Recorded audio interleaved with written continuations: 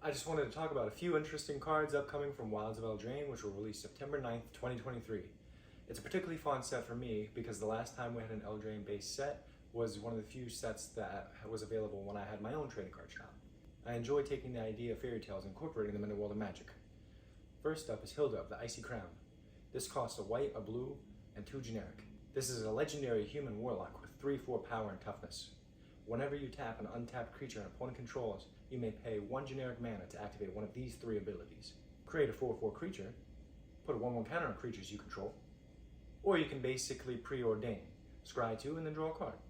This is a versatile card as a commander, or taking up a card in your deck. You can change your plans depending on the game state to either build things up or end things. Famed brother and sister return.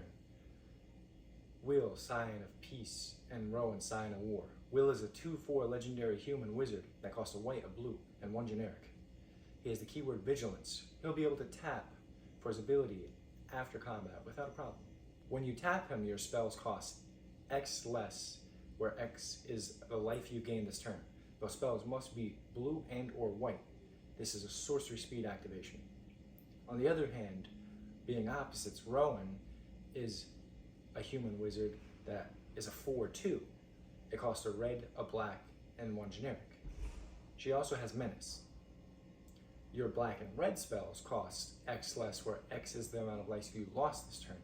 This is also a sorcery speed ability. I wish you can use these two together as partners. Next up is Stroke of Midnight, a generous gift-like card. You cannot target lands with this version, but getting a 1/1 instead of a 3/3 will make all the difference. Here are some cards I'm personally interested in. Talion, the Kindly Lord, which costs a blue and a black and 2 generic. It's a 2/4 Fairy Noble.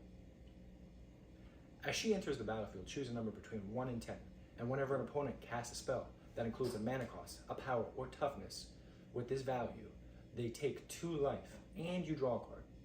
By far the most interesting card to me is Ashiok, Wicked Manipulator. This costs 2 black, and 3 generic.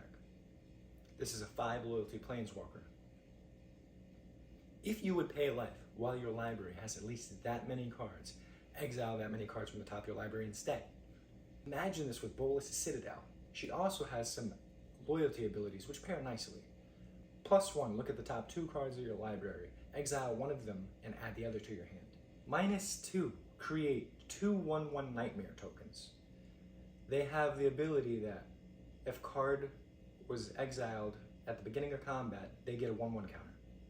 Track 7, target player exiles the top X cards of the library, whereas X is the mana value of cards you own in exile. Last, I just want to mention the amazing looking anime-inspired reprints coming in this set. I think this has been a long time coming, and I'm glad to see them. Magic is more diverse than ever, and growing every set. Magic is definitely not the same as when Throne of Eldraine was released, and it's very far from what they pictured in 1994. Thanks for watching, guys.